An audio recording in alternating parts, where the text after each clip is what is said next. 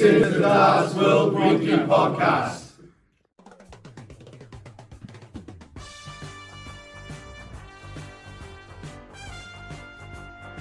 Hop on board for another episode of the Darts World Weekly Podcast. And haven't we got a great show for you? We discuss the Windmill Development Tour and the recent going on the Pro Tour, plus your ADC Vault 7.0. Plus we will discuss the MODUS Super Series and exactly what is going on your way on the open road. Sit back and relax and let the Laurel and Hardy of Darts World do all the work for you. It's Harry and AJ.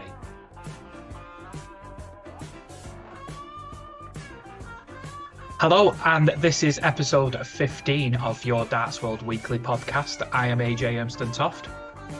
And I'm Harry Masterson. And how are we doing today? I'm very good. Obviously, I'm very much looking forward to the Premier League on Thursday. Obviously, I will be attending the First Direct Arena, and then, of course, you're going to be heading to the O2. Yes, it's going to be an exciting couple of weeks, not just being there personally, but seeing how it all rounds up. And, we've got a lot of rounding up to do with regards to the Premier League, but that'll be on the Premier League episode that drops on Friday.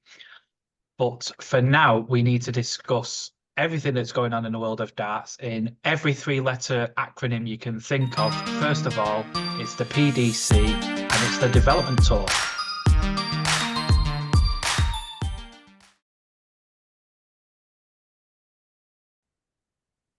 So this weekend's Development Tour was in Germany, and we've got a mixed bag of results and a mixed bag of winners.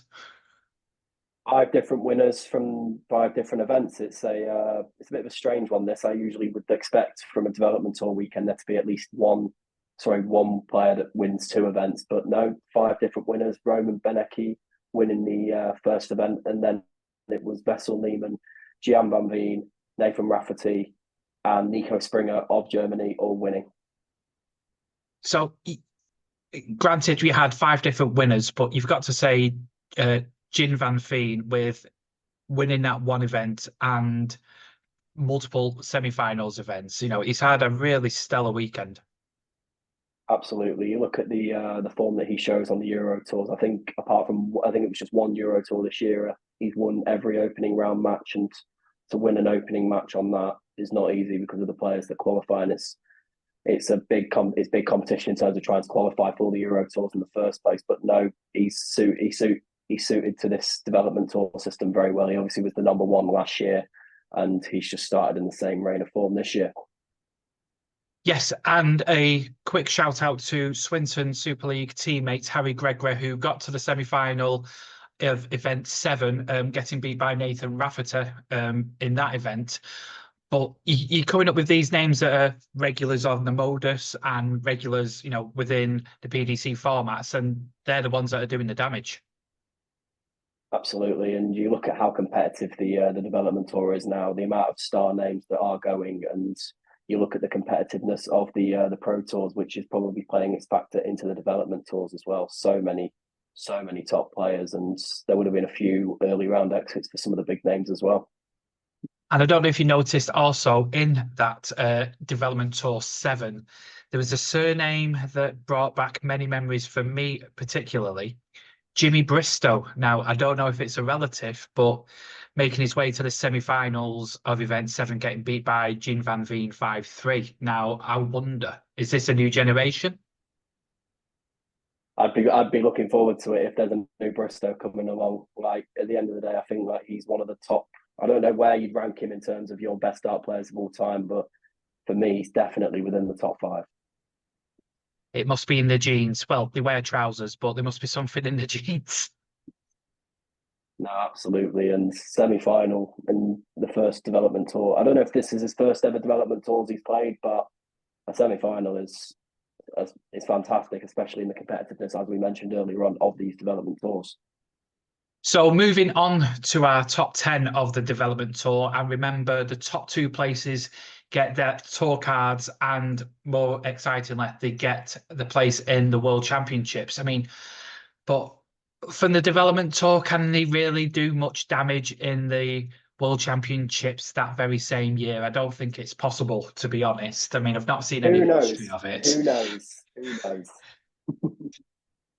But yes, at top, you've got Jean Van Veen, just over £9,000. And then Keane Barry is second, Wessel Neyman at third, Danny Jensen fourth, Nathan Rafferty currently at fifth, Nico Springer sixth. Then you've got Jurgen van der Velde at seventh, Roman Benecke at eighth, and then Sebastian Beliski ninth, and then Cam Crabtree is 10th at the top 10. But if you look at the money list further down the line, there's only hundreds of pounds between 32 and 10th. And remember, there is the World Youth Championships as well, which they would qualify for.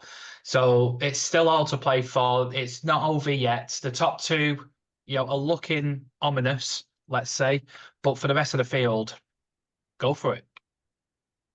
From what you mentioned there with the top 10, it seems like the nation that's having a very strong start in the development tour this year is definitely Holland. I feel like you mentioned at least 4 or 5 names there in the top 10. Van Veen, of course, we knew how good he was last year on the development tour, and he's just continued in the same reign of form this time around. Then you've also got Wessel Neyman as well, who qualified for the World Championships as a result of finishing third on the development tour order of merit, and he's in third again this year. So some of them just adapt to it really, really well. Others will still be in with a shout of trying to qualify for the World Championships. And of course, you mentioned the World Youth Championship. Isn't it the top 32 that qualify for the World Youth? Yes. Yeah. So it's still all to play for. And you look at the players that are not even being mentioned at the minute. I just spoke with Bradley Roos, and he is looking forward to a Champions Week. And we didn't even mention his name in the top 10 of development tour. It just shows how competitive it is. Yes, absolutely. It's a really strong game at the moment, and youth darts is, as we said, it's in the ascendancy. It's in the middle of a boom period with multiple darts academies, darts schools opening up, not just in the Northwest but all over the country. And then you've got the JDC at the helm with that, and then you can see how the players are progressing from JDC events to ADC events and beyond. I think I remember on one of the first development tour weekends, I remember saying to you about Wessel Neyman having a competition with himself for the top average of the weekends, and you just continue to see it. You've just continued to see it on this weekend, and what's mad is that there's only been 5 winners, and a player that's been playing at the top of his game this weekend has only managed to win 1 tournament. Yeah, absolutely. It's safe to say the future is very bright for everyone involved. Absolutely. So that was the development tour that was on the weekend, but obviously we have the Pro Tour as well.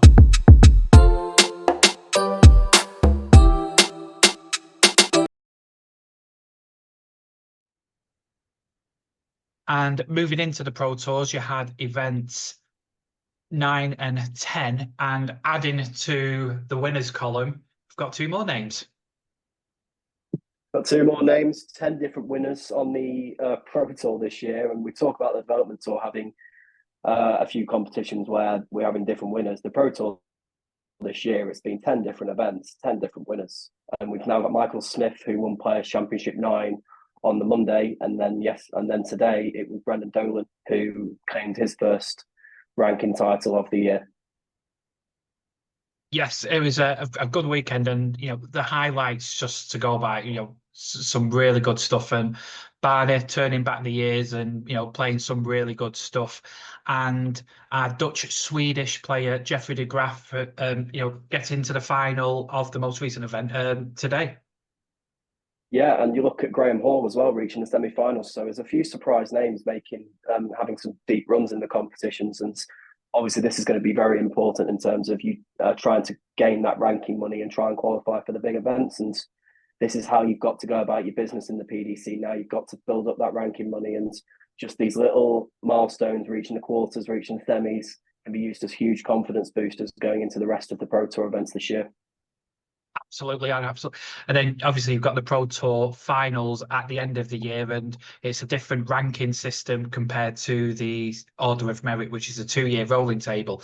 So even if you might not have anything, even if you might be struggling in one table, you can definitely make a stake and put a claim into the other table. The top 64 on the Pro Tour of Merit that will qualify for the Players' Championship finals, and that's literally the competition just before the World Championships. So very important event to get into, and the ranking system is obviously not based on the actual PDC Order of Merit, like you said. It's based on the Order of Merit on the Pro Tour, which is, I don't know who's top of the Pro Tour Order of Merit at the minute, but I reckon the top 10 that have won the events should be the top 10 that in the Order of Merit. It was almost a perfect segue there, Harry, because I have got the top 10 right here for you now. And at top spot is Ryan Searle with just over £40,000 earned this year. Gary Anderson is second, Chris Dobie third, Raymond van Barneveld, as I said, with them steady performances going into the top end of the competitions, is in fourth. With the win, Michael Smith is in fifth. Danny Noppert, who's been steady, as we said, is currently in sixth. Damon Hetter is seventh. And with the win also this week, Brendan Dolan puts himself into eighth spot. Dave Chisnell is ninth. Darryl Gurney is 10th. And a bit of an asterisk with Gene Van Veen, who is also on £24,000, currently 11th. But as we said, 10 different winners, 10 different events. If that's anything to go by, this table could really change in a matter of a couple of tournaments. Do you know what would be mad if we had 30 events and 30 different winners? Could you imagine if It'd be great. that ended up happening? It would Yeah, be, I mean, because it would literally you look at it and think who is going to win. Like, I feel like darts is becoming a bit like golf now in terms of trying to predict the winners of each tournament, because with all these different winners, it's getting more and more harder to do it, and that's what you want in this sport.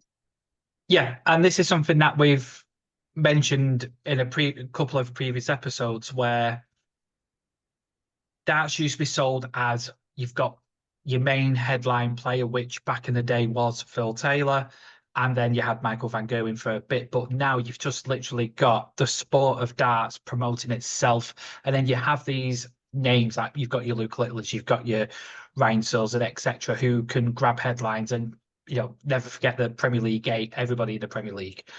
But with having such a varied mix of players winning events, darts is promoting darts, essentially. So happy you mentioned the Premier League 8, because that's now led me on to what I was going to say. And and you mentioned the top 10 there. There's only one player in the Premier League that's in the top 10 at the minute. How mad is that at the minute? It just shows that we were talking at the start of the year about, the Premier League 8 should be the Premier League 8 because they're the 8 best in the world. But as things stand, there's 10 players in the top 10 and only one of the Premier League 8 is in there. Yes, it just goes to show the depth of of these events and the strength of them tournaments as well. I know that some of them have taken time out. Like, you've got Luke Humphries and Luke Littler who have pulled out of these two events recently, but you have to take into consideration the fact that they're playing in the Euro Tour all the time. They're playing on the Premier League as well, and you look at the competition that's shown this week in the two events, and it just goes to show that even though that they're not playing, there's still players there that are at the top of their game at the minute and want to be winning these events. Absolutely, absolutely. And long may it continue. So that is the PDC up to now, but now we move over and go to Denmark for the WDF.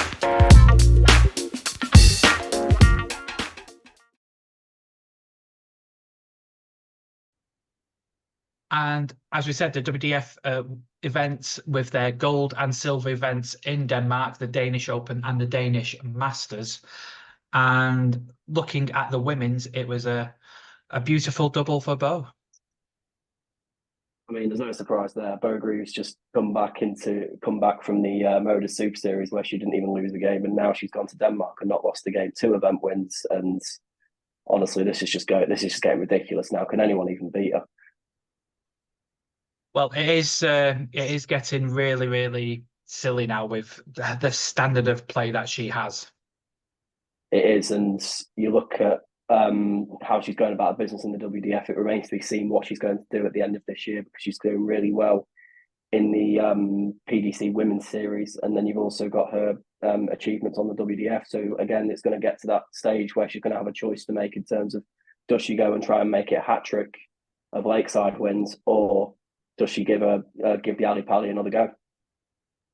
Yeah, there is plenty of options for her, but they're for her to take. And speaking of options and choices, obviously there was a lot of headlines regarding the Danish Open women's event, where Dieter Hedman pulled out of the event at the quarterfinal stage in her match against Noeline van Leuven. Now, obviously, Dieter has her reasons for why she did that. We're not here to speculate or to try and find out what's happened and when and how and who. We're just here to state the facts. And obviously, there has been issues regarding players playing in tournaments and how they're entering into the tournaments. But as I've previously said, I think ultimately this has got to be discussed with the organisations and the DRA and the players. It's getting worse now. You look at the incident, after one of the women's series in the past, and I think it was Anke Zylstra and Eileen de Graaf both ruling themselves out of playing for the Netherlands team in the WDF World Cup, and now we've got this as well. So, as you said, it's getting to that stage now where a decision is going to need to be made soon, because this sort of activity is going to continue to get worse and worse.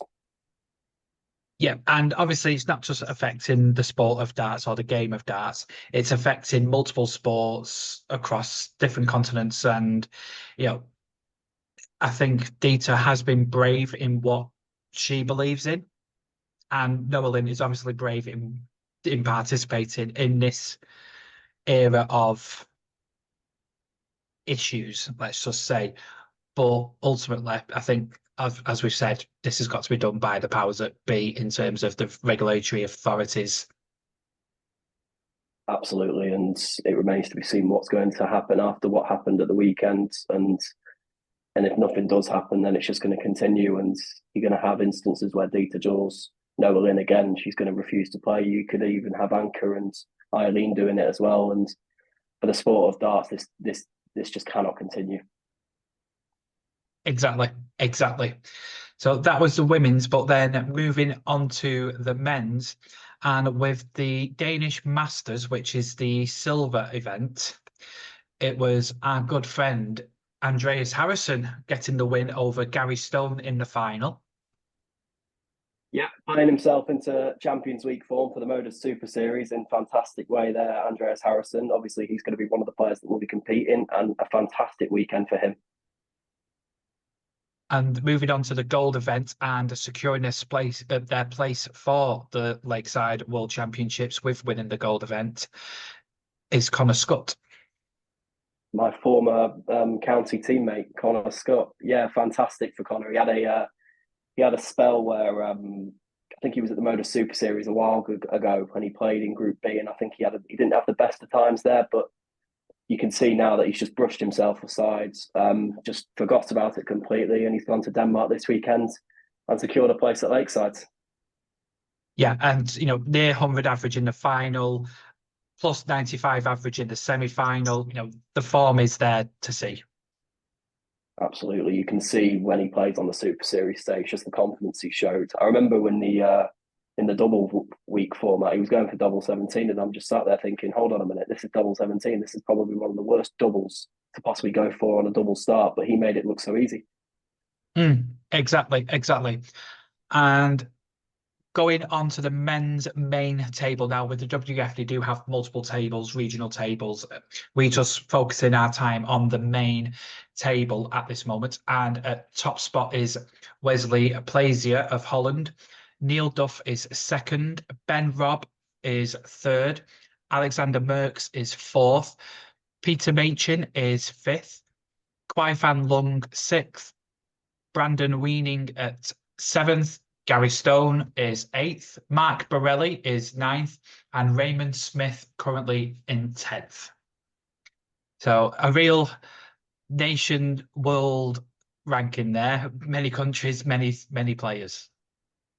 Absolutely, and you look at the tournaments that are still to come at the end of the year. Obviously, these rankings could change, and isn't it the top 16 on the order of merit that qualify as seeds for the Lakeside World Exactly. Championships? That is correct. Yeah. Yes. So it's still all to play for. We've still got a few months left, and I remember my time in the BDO and trying to chase them elusive points, and it can be very hard because some of these events being different rankings in terms of gold, silver, bronze, you've got to go just that little bit further in some, and some you can get a few easy points. Not saying it is easy, but compared to a bronze event, for example. And you just look at the silver and the gold events. Obviously, there's a lot on the line with those competitions. The silver events are going to be competitive because you want to be getting the points, and obviously you've got the gold events. And if you win them, then you qualify for the World Championships. Yeah, it's been many players' dreams to play on that Lakeside stage. It's where I remember first watching my darts on television with John Lowe, Eric Bristow, Bob Anderson, etc. And for some players, it's still the home of darts. And the PDC may be doing what they're doing at the moment, but for a lot of players, the Lakeside is the Lakeside. Lakeside is the Lakeside. Before the PDC even existed, the Lakeside was still there and hosting competitions. So that is the WDF, and then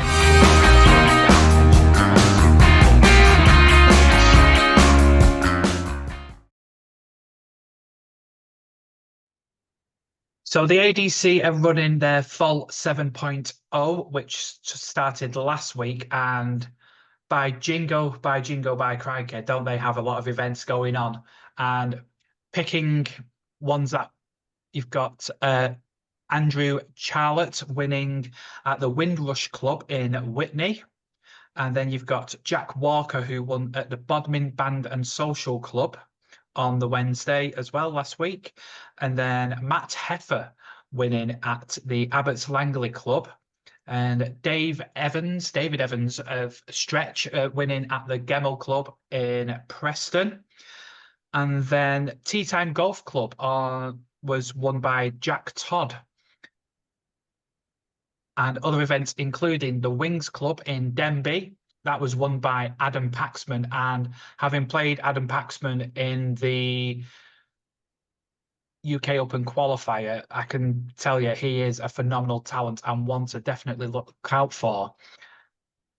And then moving on, you've got the Traveller's Rest in Hartlepool. That was won by Lewis Whitehead. And then in Rushden, at the Rushden Windmill Club, that was won by Robert Dell. And the National Club in Wattsville, that was won by Stephen Cake. I mean, as you can tell, there's been many events going on, and congratulations to all them winners. Absolutely. And you look at the amount of competitions that are being held at the minute, like there's one every single day in each region. It's ridiculous. And you look at the we'll move on to the ADC Welsh region, and there was a notable winner at the Cardiff Conservative Club on Thursday night, AJ. Yes, there was. I remember now. No, in my daytime job, I was in the Cardiff area and stayed a night and found a ADC Vault event. That's how easy the app is to use on Darts Atlas. You can just simply put in the postcode where you are and you can find your nearest events. And there was one on at that night at the County Conservative Club in Cardiff. And as you saw at the intro, they were made me very welcome, and it was a great night. Good night of darts. Absolutely, and very well done, AJ. Congratulations. And obviously, is that the confidence now to maybe put a push in for a finals day, maybe?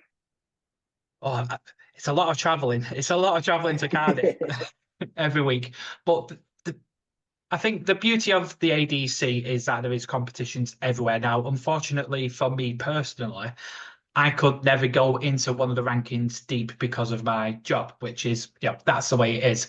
But it just goes to show, if from pub to riches, from pub to the MODUS, it is there for everybody to take part in. It is there for everyone to enjoy. And, £6, you get in multiple games, even if you're just in the group stage. Now, in my group stage, I came second place. The guy who beat me in the one game, the next game he played, he averaged 110 in his match. It was 123 first 9 dart average. So the standard is there, definitely to see. And but yeah, I took my chances, and for once, my finishing was good. Very well done, AJ. And obviously, if you guys want to be like AJ and potentially win a vault competition, all you got to do is go on Starts Atlas and pay £6 to enter the competitions. Yeah, get involved. Why not? It's a good night out. And if you're going with regular mates, you can meet wonderful people. You can meet different people, and then you can go off to ADC events further afield, whether it be at the weekends locally, where I know the Northwest have an abundance of events, and the Northeast, where Scott Hunt organises a lot of events there as well. But then obviously the ADC Windmill Tour, where people have the opportunity to win good money, and it's a well-organised event, as we've previously said. Exactly, and there's more money on the line in them competitions as well, and you get the £1,000 to each winner of that, and then you've also got the Championship Tour rankings table, where the top 8 on that table will qualify to go play at the MODUS Super Series, where I think £2,000 is on the line for the winner of that. So the money's there as well. Exactly. I couldn't put it better myself, Harry.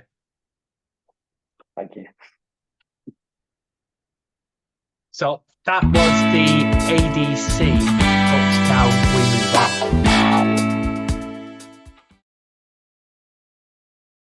So, as we said, we move on to the MODUS Super Series. And again, another fantastic week of darts with Darius Labanauskas getting the win.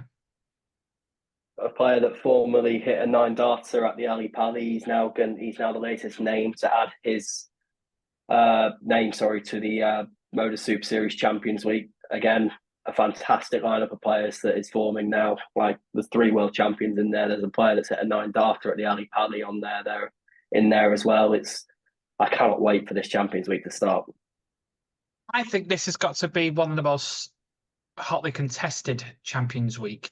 Usually you have like 2 or 3 names out of that 12 that you think, yeah, they're going to be in the latter stages. But with this, it could literally be anyone, and it's all on form on that week, and that's how it should be, really. You should just get the 12 best and go for it.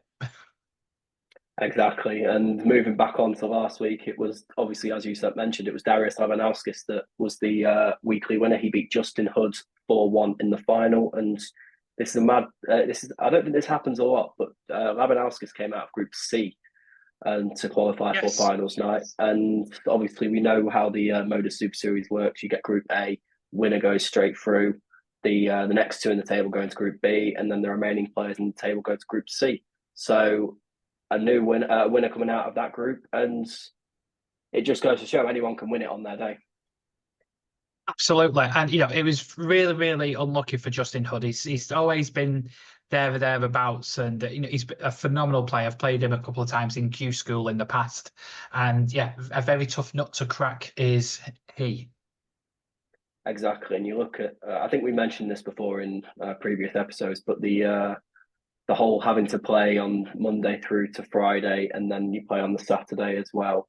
I feel like it's been a while now since a Group A winner has actually won the whole week, and it maybe does go to show that playing all week is more beneficial on the Super Series than winning the group on the Wednesday.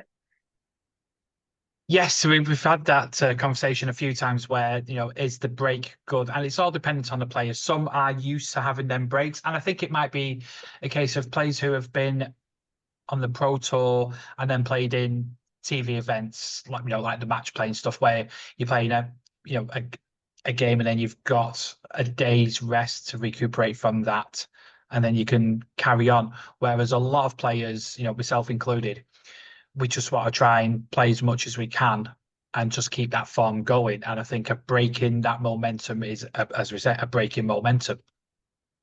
I think looking at the Championship Week lineup, I think Bradley Roos is one of the only players in the Champions Week that won Group A and went on to win the whole week. But from the other players, like you look at Scott Taylor, he won his group and then lost out to Neil Duff in his final. So, and we had that discussion about Scott Taylor when he won the week before in the previous series, and then he won finals night as well. He ended up playing the whole week and then going into the finals night and winning. So obviously some players will have different rituals in terms of what suits them best, and it's now getting to that stage where I've not seen a Group A winner win in a while. No, it is obviously different strokes for different folks with the format, and it's all about, for some of them it's about saving money, and some of them it's all about getting them wins, and for some people it's just form on that week, and sometimes they might struggle early goings, but then they pick up their form and then they can carry it over, and some of them can just go in rat-a-tat-tat, job done. So but congratulations to Darius Labanauskas, who puts himself in that, as I said, hotly contested Champions Week, which is going to be an absolutely phenomenal week of darts. Cannot wait for that. So that was the week that was, but now we are going to look ahead, because we now venture onto the open road.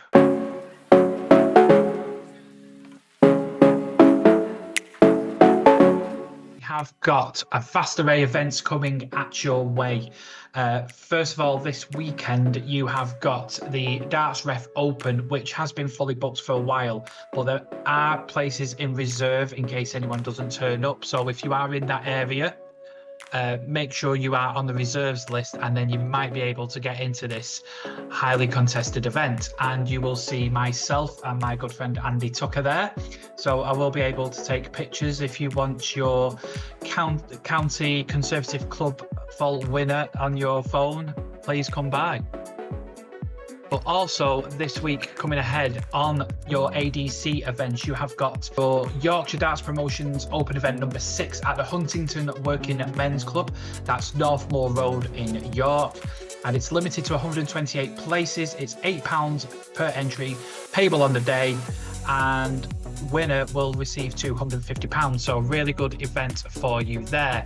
Also on that day in the Northwest, particularly in Morecambe, it is the Red Dragons Doubles Cup Northwest qualifier. This is the first of the qualifiers for the Northwest region, and this is at the... I'll have to do this each time because it's playing silly beggars. So also on that day you have the Red Dragon Double Cup qualifiers, and that is at the York in Morecambe, and that's Lancaster Road. So get yourself a pairs partner, enter. Registration closes 30 minutes before the start of the event, which is 12 o'clock. Now for the prize breakdown for the winners of the tournament, you've got £4,000 available, so £2,000 each for winning a doubles event. Not bad going indeed.